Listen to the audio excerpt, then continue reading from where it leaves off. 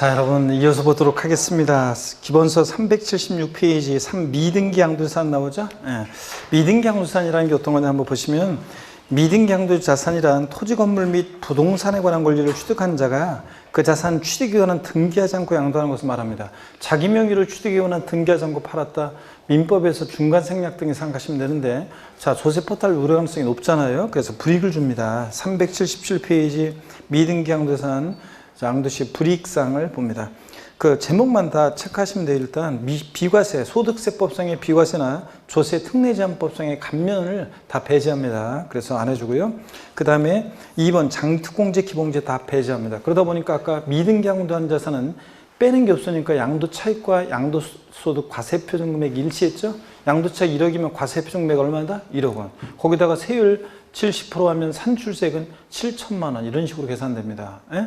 자, 그 다음에 최고 세율 70% 세율을 적용하고 미등기 양도하면, 그 다음에 자, 저율의 필요경비상 공제 적용. 자, 무슨 얘기냐? 우리가 취득가액을 추계 방법으로 매가 만기를 적용하면 기타 필요경비는 필요경비 계산 공제를 적용하는데 371이었잖아요. 등기된 토지 건물은 취득 당시 기준가액 공제를 몇 프로? 3%. 근데 미등기 양도하면 배제하는 것은 아니고 0.3%, 1,000분의 3 불이익을 주고 있습니다. 근데 아예 배제한다 그러면 틀려요. 배제하는 건 아니고, 미등기 양도한 자산도 필요경비 계산 공제율 배제하는 것은 아니고 0.3%만 인정한다. 등기된 것은 3%인데 이런 것들을 알아둡니다. 그 다음에 미등기 양도 제외재산. 이거 어떤 거냐면, 미등기 양도했는데도 정당한 사유가 있다고 봐가지고 등기된 곳으로 의지하는 경우입니다. 어떤 경우냐? 등기된 곳으로 의지하는데, 그래서 불이익 주잖아요. 비과세 감면, 장특공제, 기본제 이런 거 받을 수 있는데요. 1번 봅니다. 장기 할부 조건을 취득한 자산으로서 그 계약 조건에 의해서 양도하는 시 그 자산 취득에 관한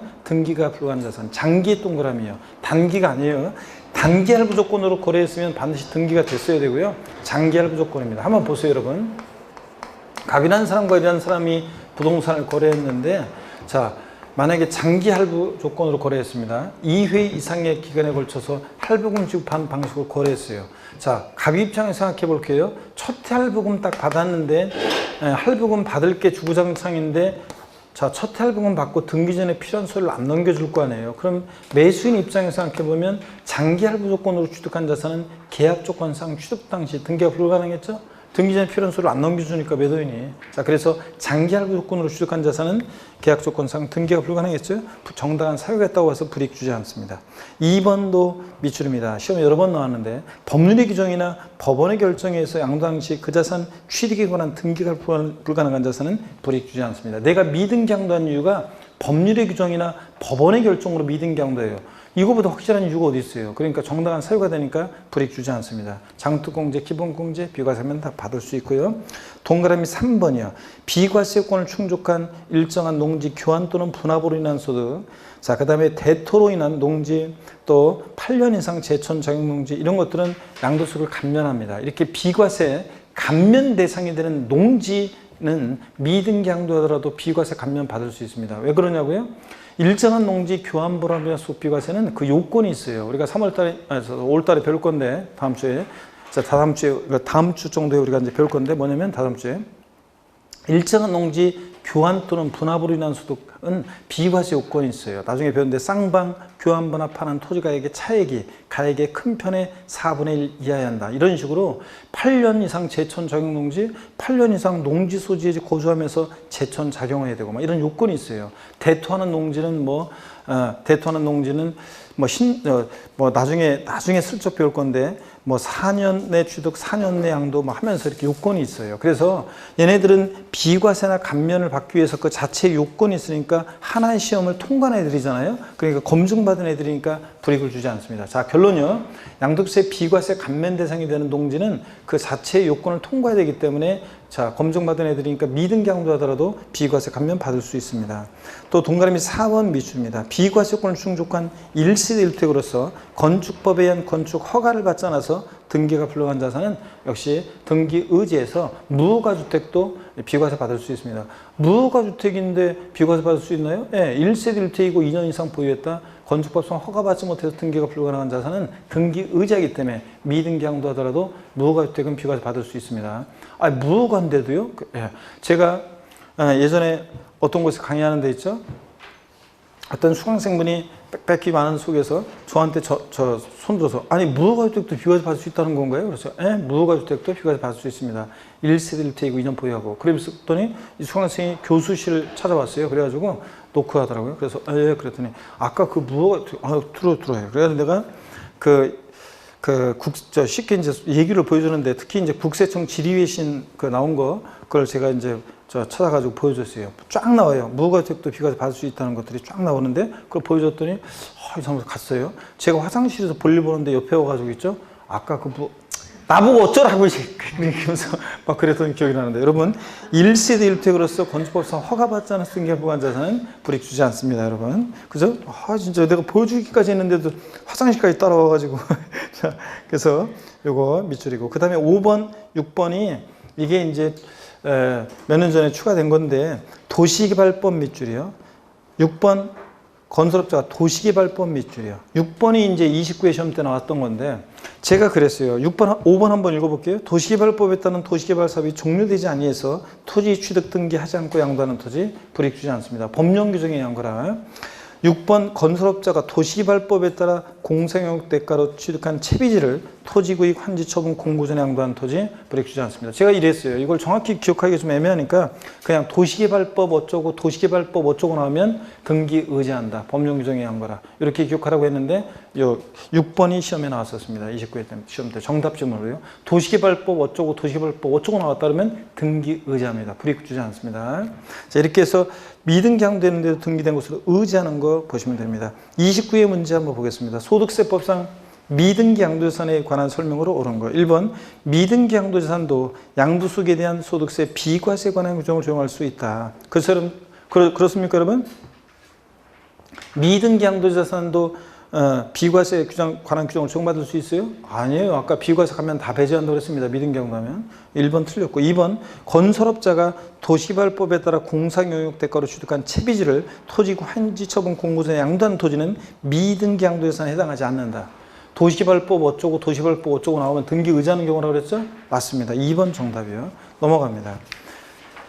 자, 넘어가서 보시니까 3번 지문입니다. 미등기 양도자산의 양도소 금액 계산 시 양도소 기본공제 적용할 수 있다. 기본공제 받을 수 있어요? 안 됩니다. 5번 미등기 자산의 양도소 금액 계산 시 장특공제 적용받을 수 있습니까? 안 됩니다. 장특공제, 기본공제 둘 다 배제한다고 그랬죠? 다 틀렸고 4번 미등기 양도자산은 양도소득세 산출세액의 100분의 70을 곱한 금액을 결정세액에 더한다 그랬습니다. 여러분 여기 보실래요? 우리가 양도소득세 세금 계산은요.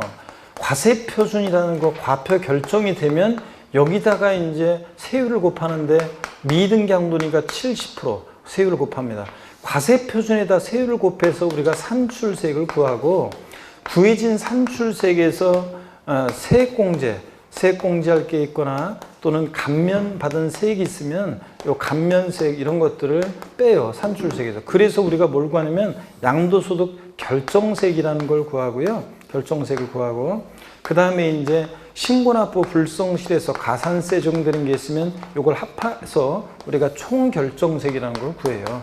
자, 여기서 이제 기납부세액을 빼서 기납부한 세액을 빼서 이제 납부세액을 구하는 건데 이 이하 과정은 여러분들이 모르셔도 되고요. 자, 한번 보세요. 이 문제가 왜 틀렸냐면 이게 헷갈리기 쉬웠는데 숫자만 보면 이제 헷갈리기 쉬웠는데 기납세액 빼서 납부세액 구하는데 한번 보세요. 이 문제 지문은 왜 틀렸냐? 자, 양도소득 과세표준에다가 세율을 곱하는 거지 산출세액에 70% 세율을 적용해가지고 결정세액에 더한다. 말이 돼요, 안 돼요? 안 되잖아요. 자, 그래서 과세표준에다가 세율을 곱하는 건데 산출세액에 곱한다 그러니까 틀렸습니다. 여러분 4번은. 아시겠습니까 여러분? 산출세액이 70%가 아니라 과세표준에 70% 세율을 곱해서 산출세액을 구하는 거지. 자, 그래서 4번 틀렸고요. 자, 그 다음에 이제 제5절 양도세 납세 절차입니다. 별표 세게 합니다, 여러분. 제5절 역시 납세 절차도 시험에 거의 매년 나옵니다. 그래서 항상 출제 1순위고요. 그래서 잘 보셔야 되겠습니다. 먼저 양도소득세 과세표준 예정신고 납부요. 양도세는 예정신고라는 것과 확정신고라는 게 있어요. 먼저 양도소득 과세표준 예정신고를 보겠습니다. 먼저 보니까요. 양도소득세 대상 자산 단 파생상품하고 국외에서 발행한 주식 같은 것은 제외하는데요. 자, 예정신고 의무가 없어요. 자, 을 제외한 양도세 대상 자산을 양도한 고조하는 양도세 과세 표준을 다음의 기간 내에 납세에 관할 세무서에게 신고해야 한다. 양도 차익이 여기 밑줄입니다. 시험에 여러 번 나왔어요. 양도 차익이 없거나 양도 차손 마이너스가 발생한 경우에도 이런 신고는 하여야 합니다. 양도 차익이 없거나 양도 차손인 때는 예정 신고하지 아니한다, 할 필요 없다, 생략할 수 있다. 다 틀려요. 반드시 보다 하여야 합니다, 여러분. 자, 그 다음에 또 봅니다. 그 표에 여러분들이 별표시를 또 하시고 봅니다. 자, 부동산 등 토지 건물 부동산에 관한 권리 기타 사항 등을 양도했을 때는 일반적으로 양도세 예정 신고 기한은 양도일이 속하는 달의 말일부터 몇 개월이요? 2개월 내 예정 신고합니다. 그래서 본인 생일날 부동산 양도한 것으로 하셔가지고 한번 해보라고 그랬잖아요. 우리 저기 외롭게 앉아서 열심히 열공하고 있는 우리 그대 생일이 언제예요? 네. 5월 며칠? 5월 4일? 아이고, 얼마 안 남았네? 아유, 여러분들이 저 같이 5월 4일 날이니까 생일 축하해주고, 여러분 아셨죠? 축하해주고. 자, 5월 4일 날 부동산을 양도했어요. 예정신고 기한 언제입니까? 예? 5월 4일 날 부동산 양도했을 때 예정신고 기한 언제냐고. 언제까지 예정신고해야 돼요? 그렇죠? 양도일 5월 4일 양도에 속한 달의 말일로부터 2개월이니까 7월 31일을 예정신고 기한으로 합니다. 그래서 7월 31일까지 예정신고 해야 돼요. 자, 양도일로부터 2개월 아니에요. 또 양도일이 속하는 분기의 말일로부터 2개월이 아니에요. 양도일이 속하는 달의 말일로부터 2개월이라는 거 정확히 알아둬야 됩니다. 그 다음에 토지거래 계약 허가구역에서 토지를 거래 계약 허가를 받기 전에 대금을 청산한 경우 또는 허가구역에 지정 해제가 있었을 때는 허가가 있었을 때는 허가일, 해제가 있었으면 해제일이 속한 달의 말부터 2개월입니다. 또 정확히 알아야 되는데 무슨 얘기냐면 이런 얘기입니다. 여기를 보세요, 여러분들. 예를 들어서요. 토지거래 허가구역 내 토지를 양도하는 건데 허가일 전에 대금이 청산됐습니다. 원래 양도소득세는 대금 청산일이 양도일이니까 양도일이 속한 달 말부터 2개월 이내예요. 원래는 그렇게 하는 건데 예를 들어서 보세요. 4월 10일이 대금 청산일이고 허가일이 5월 4일이다 그러면 여러분 보십니다. 그러면 만약에 이때도 대금 청산일 양도일이 속한 달 말일부터 2개월 내로 예정신고 기한을 하게 되면 어떤 사람이 4월 12일 날 양도세를 예정신고 납부했어요. 근데 나중에 허가를 못 받아요. 민법 배우잖아요. 토지거래 허가구역 내 거래는 허가 못 받으면 다 꽝되잖아요. 양도세 낸 거 돌려주고 돌려받고 서로 골치 아파져요. 그러니까 계약이 유효하게 된 허가 전에 대금 청산되면 계약 유효하게 된 허가일이 속하는 달의 말일부터 2개월이네. 그러니까 7월 31일을 예정신고 기한으로 한다는 얘기입니다. 이해되십니까, 여러분? 그래서 요거 허가 전에 대금 청산됐다. 허가일이 속하는 달의 말부터 2개월이네. 해제가 있었으면 해제일이 속하는 달의 말부터 2개월이네고요. 그 다음에 또 보세요, 여러분들. 그럼 법령의 반대속으로 토지거래 허가구역 내 거래인데 허가 후 대금이 청산됐다. 이때는 보세요. 허가받아서 계약은 유효하지만 양도가 없으니까 이때는 원칙으로 들어가서 양도일이 속하는 달의 말일부터 2개월이 냅니다. 그러니까 어떤 게 나중인지만 보면 되죠. 허가 전에 대금 청산되면 허가일이 속하는 달의 말일부터 2개월이 냅니다. 아셨죠, 여러분? 이건. 그 다음에 주식 출자 지분은 빈번한 거래가 이루어지니까 몰아서 합니다. 양도일이 속하는 반기, 상반기, 하반기. 분기가 아니에요. 분기였다가 반기로 바뀌었어요. 상반기, 하반기. 만약에 상반기에 주식을 팔았다. 그러면 5월 4일 날 주식을 팔았다. 그러면 반기 말일 6월 30일이죠. 상반기. 그때부터 2개월이니까 8월 31일입니다. 예정신고기한에. 그래서 상반기에 팔면 주식은 무조건 예정신고기한에 딱 정해져 있어요. 반기 말일부터 2개월이니까 8월 31일. 하반기에 만약에 주식을 팔았다 그러면 반기 말일이니까 12월 31일. 그때부터 2개월이니까 다음 연도 2월 말을 예정신고 기한으로 합니다. 예? 자, 반기 말일부터 2개월이 냅니다. 주식은. 그 다음에 맨 아래 또 중요합니다. 꽃 표시된 거요. 자, 이 표 아래, 맨 아래 꽃 표시된 거. 이거 특이하네. 부담부 증여의 채맥에 해당한 부분으로서 양도로 보는 경우에 그 양도일이 속하는 달의 말일부터 몇 개월이요? 3개월이요. 다른 건 다 2개월인데 얘만 부담부 증여 시 양도소득세만 양도일이 속한 달 말일부터 몇 개월이요? 3개월입니다. 2개월이 아니라는 거. 이걸 꼭 주의합니다. 시험에 나올 것 같은데 시원하게 안 나오고 있어요. 3개월 꼭 기억합니다. 그 다음에 379페이지 예정신고 산출세 계산은 참고적으로 보시면 돼요. 여러 번 양도할 때 합산해서 하는 거 읽어보시고 예정신고 납부, 자 주소지 관할 세무서에 납부되어 있는데요. 예정신고 납부 읽어보시고 거기 공제 납부 뭐 이런 것들 읽어봅니다. 하여튼 주소지라는 거, 국세는 고소할 때 주소지고요. 그래서 380페이지 보겠습니다. 380페이지 납세지를 봅니다. 380페이지 납세지. 납세지는 고조의 주소지 관할 세무서로 하며, 그렇습니다. 국세는 뭐 즉각관의 분류부라고 주소지입니다. 주소지 없으면 거소지 관할 세무서고요. 시험에서 양도세 납세무자가 거주자인 경우에 양도세 납세지는 양도하는 부동산 소재지 관할 세무서다 그러면 틀려요. 주소지라는 거. 근데 비고자다. 국내 주소나 183일 이상 거소 없는 비고자다. 그러면 그 양도 재산 소재지 관할 세무서라고 했는데 이게 반은 맞고 반은 틀려요. 왜 그러냐면 절 보세요. 마돈나가 서울특별시 강남구에 있는 부동산을 팔았어요. 마돈나가 비고자가. 그러면 양도세 납세지, 비고자 양도세 납세지는 국내 비고자가 사업장에 있으면 사업장 소재지, 사업장이 없으면 국내 원천 소득이 발생한 장소. 그러니까 그 강남구 관할세무서가 되겠죠. 그런 건데 무조건 이렇게 재산 소재 관할 세무서는 아닙니다. 비고자 할 때는 국내 사업장이 있으면 사업장 소재, 사업장이 없을 때 국내 원천 소득이 발생한 장소, 이렇게 되는 거예요. 거주자일 때를 주로 시험에서 물어보는데 거주자일 때는 주소지 관할 세무서입니다. 자, 부동산 소유지 아니라는 거 주의하고. 그 다음에 4번 양도소 과세표준 확정신고와 자진납부입니다. 자, 먼저 1번 양도소득 과세표준 확정신고 납부를 보겠습니다. 양가로 1번에요. 해당 과세기간에 양도소득 금액이 있는 고주자는 그 양도소득 과세표준을 그 과세기간에 밑줄입니다. 그 과세기간에 다음 연도 5월 1일부터 5월 31일까지 납세에 관한 세무서에게 신고해야 한다. 그래서 다음 연도 5월 1일부터 5월 31일이 확정 신고 기간입니다. 근데 이게 이제 6월 1일부터 6월 30일 이렇게 바꿔서 나온 적도 있고요. 자, 그 다음에 양가로 2번은 읽어보면 토지거래 허가구역 내 토지를 양도했을 때 아까 허가 전에 대금이 청산됐다 그러면 이거 똑같아요. 허가일이 속하는 과세기간에 다음 연도 5월 1일부터 5월 30일까지 그 얘기 읽어보시면 됩니다. 그래서 세 번째 줄에 허가일이 또는 해지일이 속하는 과세기간은 다음 연도 5월 1일부터 5월 30일까지라는 거 밑줄이고, 양가로 3번 봅니다. 확정신고는 해당 과세기간에 과세표준이 없거나 결손금이 있는 때도 적용한다 밑줄죠. 아까 양도 차익이 없거나 양도 차손이 발생한 때도 예정신고 하여야 한다고 그랬죠? 똑같아요. 이것도 양도소 과세표준 금액이 없거나 결손금이 있는 때도 확정신고해야 합니다. 밑줄자. 그 다음에 양가로 4번 확정신고서를 국세정보통신망에서 제출한 경우, 우리 홈택스로 인터넷으로 할 때는 이 입력된 때 신고된 것으로 본다. 당연합니다. 밑줄이고, 양가로 5번입니다.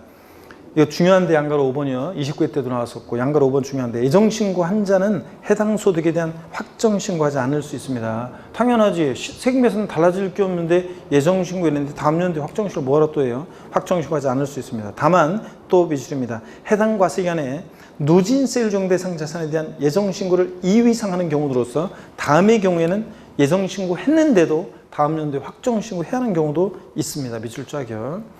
자, 어떤 경우냐? 세 가지가 있어요. 여러 번 자산을 양도하는 경우인데 제가 맨날 동그라미 1번만 소개했는데 1번이 시험에 29회 때 나왔어요. 밑줄입니다.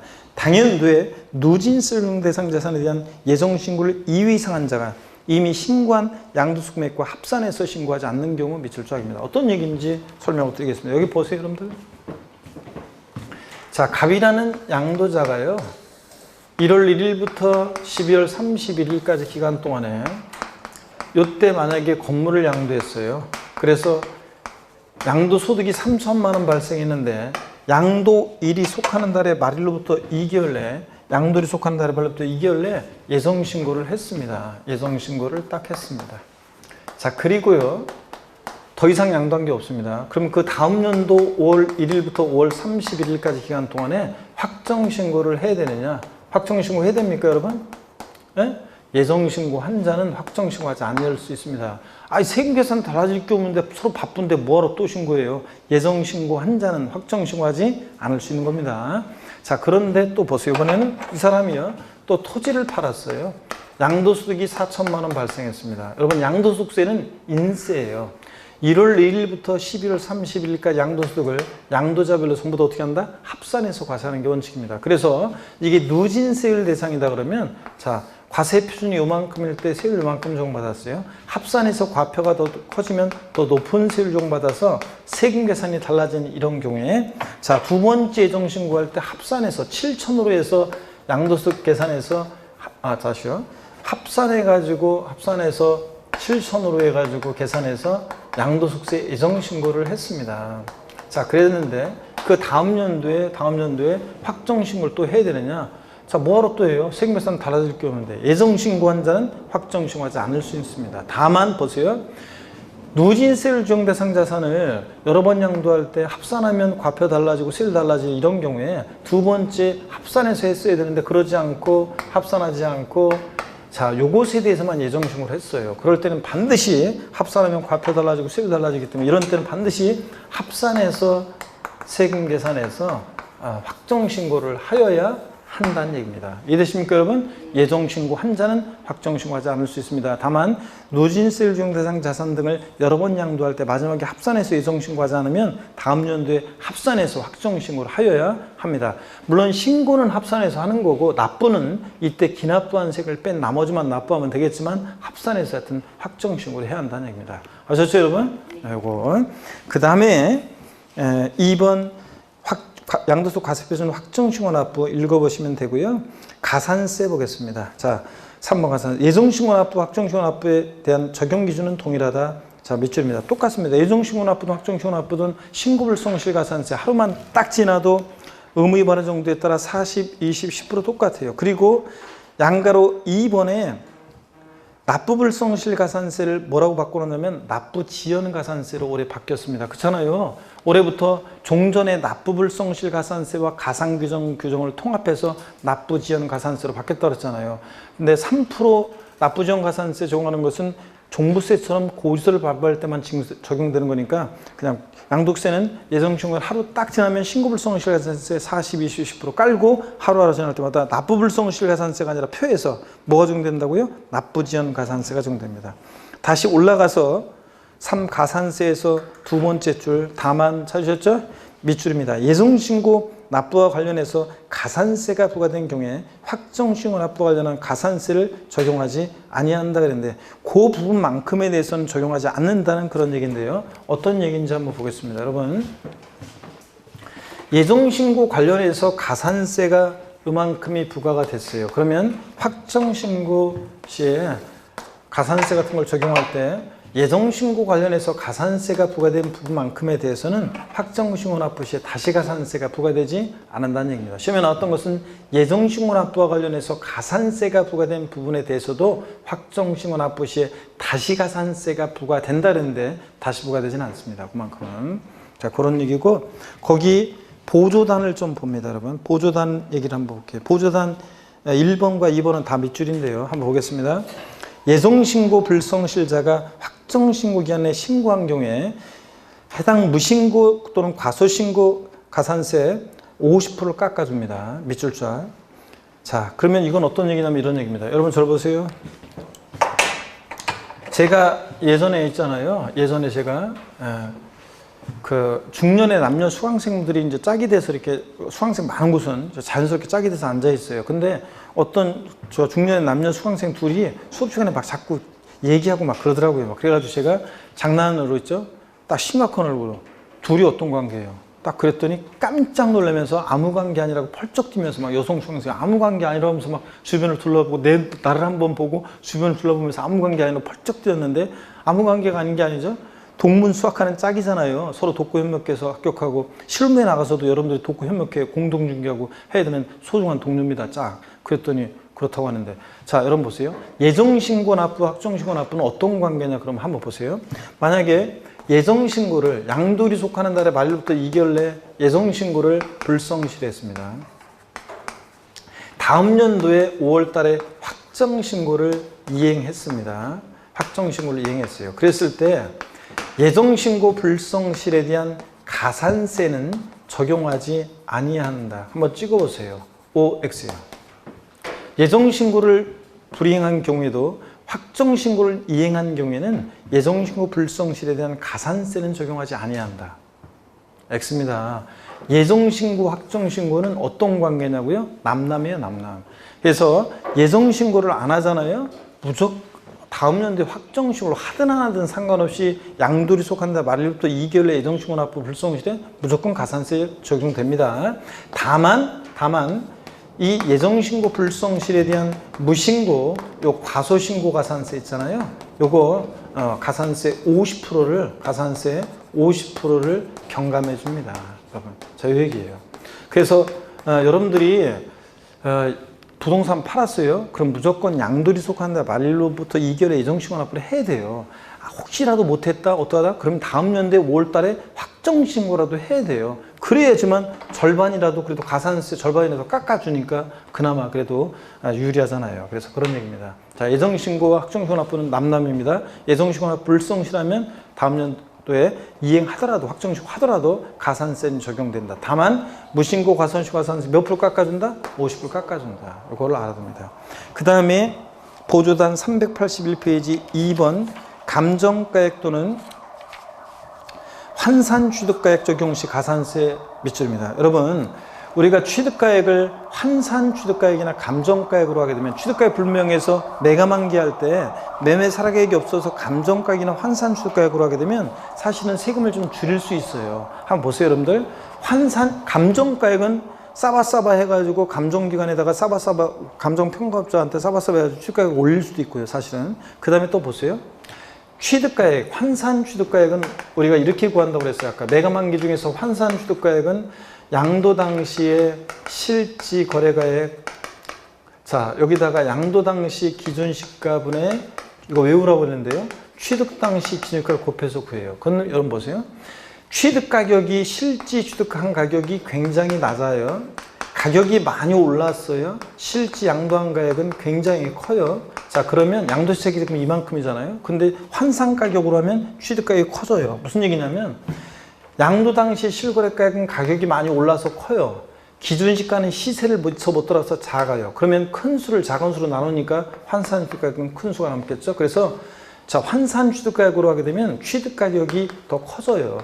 그래서 양도차익이 이만큼이잖아요. 그러면 이만큼 이득 받잖아요. 그래서 사람들이 계약서 잃는데도 취득한 지 오래된 것들은 계약서 있는데도 일부러 계약서 잃어버렸다고 하고서 환산 취득가액으로 계산하겠다고 이제 신고를 하는데 무조건 안 되는 게 매매 사례가액이 없어야 돼요. 유사 매매 사례가액이 없어야지. 근데 아파트 같은 것들은 양도일 또는 취득일 전후로 해서 6개월 내 유사 매매 사례가액이 전혀 없을 가능성이 낮잖아요. 근데 하여튼 없다고 하고서 이제 이렇게 해서 계산하는 경우도 있습니다. 이렇게 악용하는 걸 막기 위해서. 근데 아파트 같은 것들은 유사 매매 사례가액이 있을 가능성이 높으니까 무조건 환산 취득가액을 할 수 없는데 일반 상가나 토지 같은 것들은 매매 사례가액이 없을 가능성이 높잖아요. 유사 매매 사례. 그러니까 감정가액이나 환산 취득가액으로 해서 양도차익을 계산하게 되면 취득가액을 높여가지고 악용할 수가 있어요. 그래서 악용하는 걸 막기 위해서 봅니다. 감정가액 또는 환산 취득가액을 취득가액으로 할 때 가산세 봅니다. 건물을 신축 또는 증축해서 취득한 후 몇 년이요? 5년 이내 양도할 때는 해당 건물 감정가액 또는 환산 취득가액 몇 프로요? 5% 그 세액을 결정세액에 더합니다. 즉 5% 가산세가 적용돼요. 밑줄 쫙이고 별 표시합니다.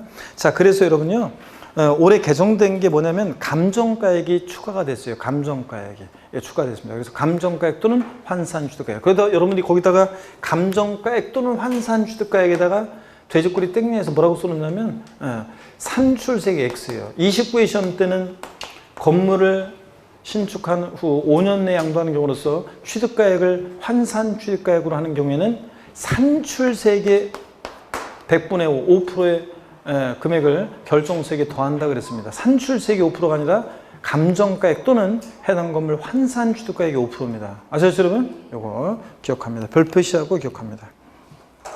그 다음에 넘어갑니다. 382페이지로 가겠습니다. 382페이지 양도소득세 부가세입니다. 양도소득세 부가세는 납부세계 부가세목은 없는데 감면받은 경우에 농특세가 감면세계 몇 프로? 20% 부과됩니다. 그렇죠? 감면이 있는 경우만 농특세가요. 자, 지방소득세는 부가세, 얘 독립세이기 때문에 부가세 문제에서 지방소득세 나오면 틀려요.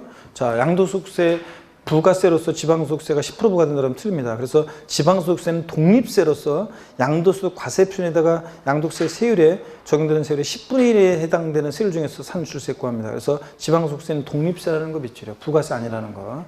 양도세 부가세가 아닙니다. 양도세 계산할 때 양도소득세율 과세표준으로 해가지고 세금을 같이 계산하긴 하지만 부가세 아니라는 거. 5번 분할납부도 여러분이 별 표시는 꼭 기억하셔야죠. 예. 양도세는 물납은 안 돼요. 그 옆에다 써놓으세요. 양도소득세는 물납은 X입니다. 양도소득세는 물납은 안 돼요. 아무리 것이 넘어가면 안 돼요. 양도소득세 물납은 안 되는데 분할납부는 됩니다. 자, 그 요건을 보겠습니다. 양가로 1번이요. 거주자로서 납부할세액이 1천만 원 초과하는 자는 밑줄이고 동그라미 1번이야.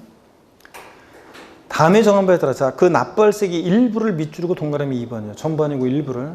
또 밑줄입니다. 납부기한이 지난 후 2개월 이내 분할 납부할 수 있다. 밑줄이고 동그라미 3번입니다. 그러니까 예정신고 같으면 양도리 속간에 말일부터 2개월 그 기한 지나서 2개월 내 분할 납부할 수 있다는 얘기입니다. 자, 그 다음에 얼마 초과할 때요? 1천만 원 초과할 때요. 자, 납부할세, 그러니까 얼마를 어떻게 분할 납부할 수 있냐? 그 표를 보세요. 양도세는 납부할세액이 1천만 원 초과할 때 할 수 있으니까 처리 기준은 배예요. 2천만 원 이하, 2천만 원 초과로 나눠서 2천만 원 이하일 때는 1천만 원 초과하는 금액을 분할 납부할 수 있대요. 이 말은 원래 납기는 최소 얼마 깔아놔요? 최소 얼마? 1,000 깔고 나머지 금액 분할 납부할 수 있다는 얘기예요. 그러니까 양도세 납부할세액이 1,600만 원이다. 최대 분납 가능 금액은 얼마다? 600만 원입니다. 1,000 깔고 나머지 금액이에요. 2천만 원 초과했을 때는 50% 이하 금액이니까 양도세 납부할세액이 3,600만 원이다. 최대 분납 가능 금액은 얼마입니까? 1,800만 원. 절반까지 분할 납부 가능하고요. 자, 그런 얘기가 나와 있습니다. 1번 문제만 한번 풀어볼게요. 소득세법상 거주의 양도소득 과세 표준의 신고 및 납부에 관한 설명으로 옳은 거. 1번 2020년 3월 21일에 주택을 양도하고 잔금을 청산한 경우에 2020년 6월 30일에 예정신고할 수 있다. 그래요? 아닙니다. 양도리 속한다. 말일부터 2개월이니까 예정신고는 언제까지 해야 돼요? 5월 31일입니다. 5월 31일까지 하지 6월 30일 날은 예정신고할 수 없어요. 5월 30일까지. 2번 봅니다. 확정신고 납부 시 납부할세액이 1,600만 원인 경우 600만 원을 분할 납부할 수 있다. 양도세는 1,000만 원 초과할 때 할 수 있으니까 2천만 원 이하면 1,000만 원 초과하는 금액이니까 납기는 최소 얼마 깔고 1,000 깔고 나머지 금액입니다. 그러니까 600만 원 최대 분할 납부할 수 있다. 맞죠? 네. 3번 예정신고 납부할세액이 2천만 원인 경우 분할 납부할 수 없다. 아니에요. 양도세는 얼마 초과하면 할 수 있어요? 1,000만 원 초과하면 분할 납부할 수 있잖아요. 자, 4번 양도 차손이 발생한 경우 예정신고하지 아니에요? 아닙니다. 양도 차익이 없거나 양도 차손이 발생한 때도 예정신고는 하여야 한다고 그랬잖아요. 자, 그래 틀렸고. 5번 예정신고하지 않은 거주자가 해당 과세기간에 과세 표준이 없는 경우 확정신고하지 않는다. 아니에요. 양도소 과세 표준 금액이 없거나 결손 금액이 있는 때도 확정신고하여야 한다고 그랬습니다. 틀렸습니다. 그래서 이렇게 보시고요. 재산세는 저를 보세요. 말로 할게요. 나중엔 다 이제 표로 나갈 건데 5월 달에는. 재산세는 분할 납부, 납부할세 얼마 초과할 때 할 수 있어요? 올해 개정됐죠? 얼마? 250만 원 초과할 때. 종합부동산세 얼마 초과할 때 분할 납부? 250만 원 초과할 때. 양도세는 얼마? 1,000만 원 초과할 때 분할 납부할 수 있습니다. 제가 오늘은 적어드리지 않고 말로 할게요. 나중에 다 표로 나가고 적어드려요. 그 다음에 분할 납부 기한. 재산세는 납부 기한 지나서 몇 개월 내 분할 납부할 수 있어요? 2개월. 종합부동산세는 분할 납부, 납부 기한 지나서 몇 개월? 6개월 내 분할 납부. 양도세는 몇 개월? 2개월 내 분할 납부입니다. 이렇게 해서 분할 납부 기준금액, 분납기한, 비교수 정확히 알아둡니다. 자, 그 다음에 나머지 문제는 여러분이 풀어보시고요. 결정, 경정 이런 거 읽어보시고요. 나중에 필요한 것은 제가 살짝 또 알려드릴 기회가 있을 거고 넘어갑니다. 어디로 가시냐면 386페이지에 제6절 국외재산에 대한 양도소득세입니다. 자, 실적으로 오늘 이제 국외재산 양도 보고 비과세 소득은 종류만 살짝 보고 자세한 요건은 나중에 우리 5월달에 다 이제 샅샅이 합니다. 양도세 비과세는 자세히 샅샅이. 자, 386페이지 제6절 국외재산에 대한 양도세입니다. 자, 어떤 거냐 보겠습니다. 힘내시면서 여러분. 납세 의무자 보겠습니다. 국외재산에 대한 양도세 납세 의무자는요. 힘내시면서. 국외재산의 양도소득세 납세 의무자는 밑줄입니다. 해당 자산 양도일까지 계속해서 몇 년이요? 5년 이상. 있다 없다가 아니라 계속해서 5년 이상 국내 주소 또는 거소를 등 고세한한다 밑줄장입니다. 이거 3년, 4년 주소 고소 두는 고자는 납세가 없어요. 몇 년 이상? 5년 이상입니다, 여러분들. 5년 이상 주소 고소는 고자만 납세가 있습니다. 비고자는 당연히 납세가 없어요, 여러분. 비고자는 당연히 납세가 없고요. 그래서 여러분 나중에 이것도 뭐 제가 시간 관계상 표로 설명드리기에는 좀 시간이 좀 그렇긴 한데 한번 보세요. 국외재산에 대한 납세 의무자는요, 국외자산 양도소득세 납세 의무자는 먼저 봅니다. 국내 자산을 양도했을 때, 국외자산을 양도했을 때 쭉 한번 비교해 보겠습니다, 여러분. 먼저요, 국내 자산을 양도했을 때, 국내 자산을 양도했다. 그러면 국내 자산, 요거 국외자산부터 할까요? 국외자산. 자, 국내 자산부터 보겠습니다. 국내 자산을 양도했다 그러면 거주자다. 그러면 거주자인데, 자, 한번 보겠습니다. 거주자인데, 5년 이상 주소나 거소 둔 거주자고요. 또 그 다음에, 요거, 칸이 요쪽에. 5년 이상 주소 거소 둔 자하고 5년 미만 주소 거소 둔 자하고 한번 비교해 보겠습니다. 주소나 거소 둔 자하고 비교를 해보면, 자, 거주할 때 국내산 양도시에는 거주하다 당연히 납세 의무가 있습니다. 근데 비거주 한번 보겠습니다. 비거주하다 그러면 비거주자다. 자, 비거주자다 그러면 비거주자는 국내 자산 양도시야. 마돈나가 서울 잠실에 있는 부동산 팔았어요. 양도세 납세 의무가 있어요, 없어요? 마돈나가 잠실에 있는 부동산 팔았을 때 양도세 납세 의무가 있어요, 없어요? 우리나라 국세청에 납세 의무가 있어요, 없어요? 뭘 고민을 해요? 세금을 내고 가야지. 마돈나도 광명에 있는 부동산을 마돈나가 팔았어요. 비거주자가. 당연히 세금은 광명에 관한 세무서에 내고 가야지. 세금 안 내고 그러면 여기서 발생한 소득을 고스란히 갖고 가서 미국에 내? 우리나라는 세금도 하나도 못 받고 말이 안 되죠. 비거주자도 국내산 양도하면 거주자나 비거주자나 다 납세 의무가 있습니다. 근데 국외 소지하는 자산을 양도했을 때, 국외 자산을 양도했을 때 거주하다 그러면 당연히 납세 의무가 있어요, 없어요? 예? 납세 의무가 있어요, 없어요? 이때는 이제 달라져요. 5년 이상 주소 거소 둔 거주자는 납세 의무가 있는데, 거주자여도 국외 자산 양도시에는, 자, 5년 미만 주소 거소 둔 거주자는 납세 의무가 있어요, 없어요? 없어요, 여러분들. 비거주자는 당연히 미국 캘리포니아주에 있는 부동산을 마돈나가 팔았어요. 우리하고 뭔 관계가 있어요? 납세 의무가 없습니다. 이걸 주의합니다. 그래서 국외자산 양도시의 납세 의무자는 5년 이상 주소 거소 둔 거주자만이 납세 의무 있죠. 3년 아니고 4년 안 돼요. 자, 5년 미만 주소 거소 둔 거주자라든가 비거주자는 당연히 납세 의무가 없다는 거. 아시겠습니까, 여러분? 이걸 꼭 알아둡니다. 이것도 시험에 여러 번 나왔고요.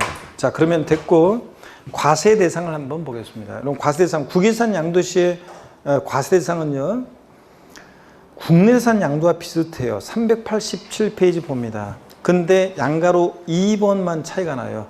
부동산에 관한 걸 중에서 지상권, 전세권과 부동산 임차권 밑줄입니다. 그래서 거기 이해를 보세요. 보조단 이해를 봅니다. 1번 보니까요.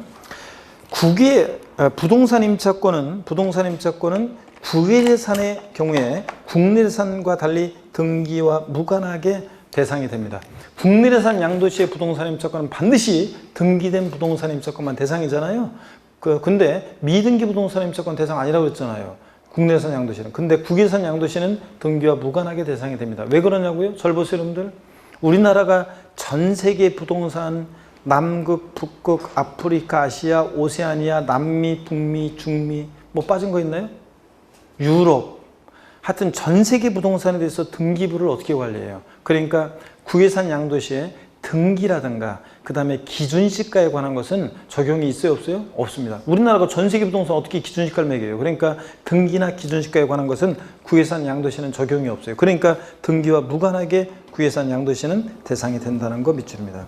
그 다음에 나머지는 됐고요. 내려와서 양가로 4번입니다.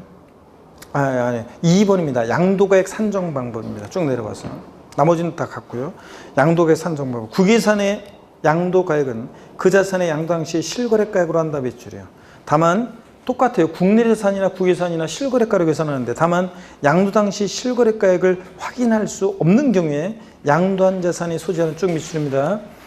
양도하는 자산의 현황을 반영한 이제 시가에 따릅니다. 밑줄이에요.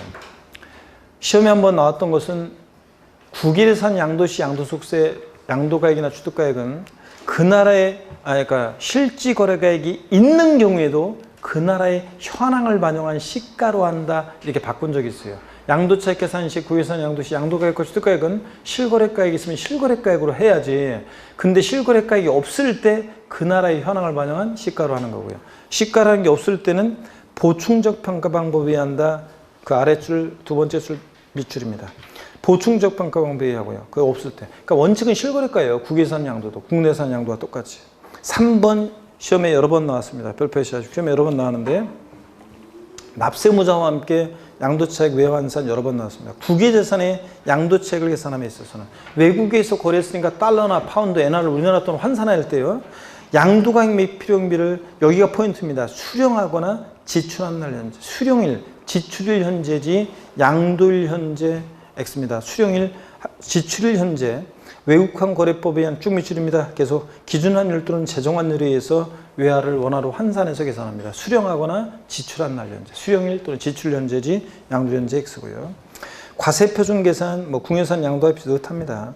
자, 세율을 봅니다. 세율에서 이제 좀 차이가 나는데 어딜 보시냐면 389페이지 양가로 1번입니다. 국외산 양도시에는요. 국외산 양도시에는 등기 여부나 보유기한 관계없어요. 무조건 그냥 6에서 42%입니다. 미줄자. 그래서 거기다가 6에서 42% 양가로 1번 토지건 부동산에 관한 권리 양가로 2번 기타라산 얘네들 묶어가지고 좌우지간이에요. 거기 양가로 1번과 2번을 묶어서 뒤에다가 묶어가지고 얘네들은 등기 여부나 등기 여부 보유기간 관계없습니다. 등기 여부 보유기간 관계없이 무조건 뭐라고요? 무조건 초과 누진세입니다. 6에서 42% 초과 누진세율을 적용합니다. 그래서 1년 미만 보유하고 양도하는 국외 토지 양도세 세율은 50%다 그러면 틀려요. 1년 미만이라고 해서 50%가 아니라 좌우지간 뭐라고요? 등기여부 보유기간 관계없이 6에서 42%예요. 주식 빼놓고 부동산 등을 양도했다. 무조건 뭐라고요? 6에서 42% 초과 누진세입니다. 이렇게 해놓고요. 그 다음에 주식이나 이런 건 필요 없습니다.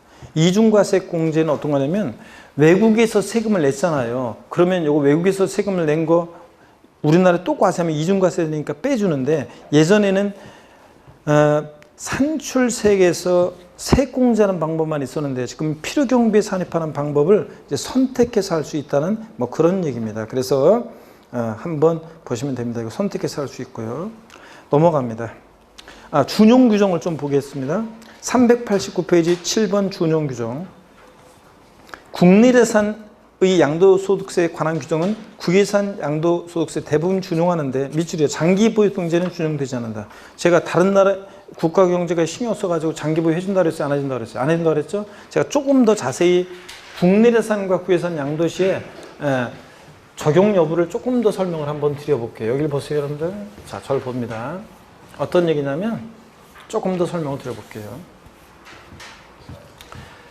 국외자산 양도와 국내자산 양도를 보면 국외자산 양도시에요. 국외자산 양도시에 한번 보세요. 장기 보유 특별 공제 있잖아요. 장기 보유 특별 공제는 적용 안 합니다. 근데 기본 공제, 양도소득 기본 공제는요. 국외자산 양도시에도 공제받을 수 있어요. 그 다음에 물납 있죠? 물납. 국내자산 양도도 물납이 안 되는데 국외재산 양도시에 아프리카 탄자니아 공화국 정글에 있는 부동산을 물납하거나 잠비아 공화국 채권으로 물납하거나 골치 아프니까 국외재산, 국내재산 물납은 다 안 돼요. 근데 분할 납부는 국외재산 양도시에도 분할 납부는 됩니다. 여러분 비교합니다. 그 다음에 등기 제도라든가 등기나 기준시가에 관한 것은 국외산 양도시에는 적용이 없습니다. 자, 요거는 여러분 국외산 양도시에 요걸 꼭 또 좀 알아둡니다, 여러분들. 장특공제 안 해줘요, 국외산 양도시. 아무리 꼬지 넘어가면 안 돼요. 기본 공제 깔아줍니다. 물납 안 돼요. 분할 납부는 됩니다. 자, 이렇게 해서 여러분들 깔아놓습니다. 그 다음에 양도소득세 비과세는 여러분 잠깐 보세요. 양도세 비과세는 양도세 비과세 감면인데 제7절은 여러분들이 별표시를 3개 해놓되 요거는 자세한 내용들은 잡다는 것들이라든가 이런 것들은 우리가 다음에 제가 지난 시간에 살짝만 알려드렸었는데 요거 다음 주에 자세히 우리 다음에 5월 달에 자세히 핵심 요약할 때 사사히 설명을 드리겠습니다. 요 내용은 근데 거기 어떤 경우에 양도소득이 비과세 되느냐 그 비과세 소득의 종류만 좀 보도록 하겠습니다. 먼저요 체크합니다. 파산 선고에 의한 처음으로 발생한 소득을 비과세합니다. 파산 선고에 의한 처음으로 발생한 소득을 비과세해요. 자, 또 일정한 농지 교환 또는 분합으로 인한 소득 비과세하고요. 또 1세대 1주택 고가주택 제외하고 1세대주택과 그 부수토지 양도이란 소득을 이제 비과세합니다. 이런 얘기인데 밑줄 그어놓고 여기 지금 하나가 중요한 게 하나가 좀 빠진 게 여기 넘어갑니다. 392페이지 보겠습니다. 392페이지 동그라미 5번 밑줄입니다. 중요한 거 요거요. 자, 요걸 별표시합니다. 동그라미 5번. 지적재주소에 관한 특별법 규정에 따른 경계 확정으로 지적공무상 면적이 감소돼서 지급받은 조정금, 요거는 비과세합니다. 여러분 절 보실래요? 무슨 얘기냐면 우리나라 지적도라는 게 대개 일제시대 때 측량을 바탕으로 해서 지적도가 만들어져 있고 종이로 만들어져 있어요. 그러니까 부정확한 거 또 그다음에 종이로 만들어져 있으니까 정확하게 인공위성 같은 것을 정확하게 측량해서 요걸 이제 정확하게 측량해 가지고 디지털화할 필요성이 있어 가지고 여러분 이제 지적 재조사에 관한 특별법이 만들어졌어요. 그래서 지적을 재조사했더니 종전 공부상 면적보다 늘어난 사람이 있고 줄어든 사람이 있을 거 아니에요. 종전보다 면적이 지적 공부상 면적이 줄어들게 되면 줄어든 사람한테는 지적소관청에서 조정금을 지급합니다. 그러면 주는 주체가 누구냐면 지적소관청이에요. 자, 그 과세관청이잖아요. 그러니까 지적소관청이나 그 지자체잖아요. 그러다 보니까 요때 요 이전에 대해서는 양도세를 과세하지 않는다는 얘기입니다. 자, 다시요. 지적공무상 자 면적이 감소돼서 지급받은 조정금은 요건 뭐 한다고요? 비과세예요. 근데 나중에 이제 나올 건데 5월 달에 제가 알려드릴 건데 지적재소한 면적이 증가돼서 지적소관청 입장에서 지적공사 면적이 늘어난 사람한테 요것을 조정금을 요거를 징수합니다. 그럴 때는 이 토지 소유자가 이 조정금을 부담했잖아요. 그럴 때는 이 토지를 갖고 있다가 이 사람이 팔 때 양도세 계산 시에 필요경비에 이 조정금은 취득가액에 포함하지 않는다. 이런 게 있어요, 원래. 그거는 나중에 제가 또 알려드립니다. 오늘은 이것만이라도요. 지적재소에 관한 특별법 규정에 따라 경계 확정으로 지적공상 면적이 감소돼서 지급받은 조정금은 이거 어떻게 한다고요? 비과세한다. 양도세를 비과세한다. 꼭 알아둡니다.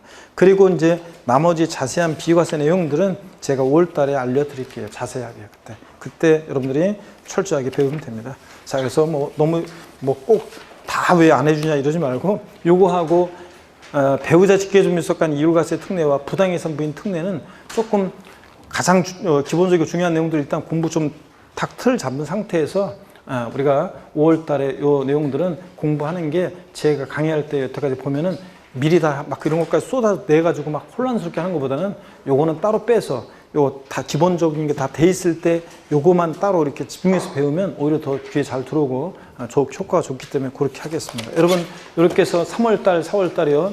코로나19 막 하면서 어려움 속에서 시작하고 학원도 못 오고 막 인강으로 보고 막 그랬었는데 어려움 속에서 시작했습니다. 그래서 그랬는데 하여튼 잘 건강 잘 챙기시면서 또 우리가 앞으로 잘 5월 달에 힘내야 되겠는데 하여튼 그동안 고생하신 여러분 본인과 여러분 동료와 저에게 오늘 힘찬 박수 치면서 5월 달에 핵심 요약 때 씩씩한 모습으로 양도세부터 들어갑니다. 5월 달 첫 주부터 씩씩한 모습으로 다시 뵙겠습니다. 고맙습니다. 네, 수고하셨습니다, 여러분. 네, 수고하셨습니다.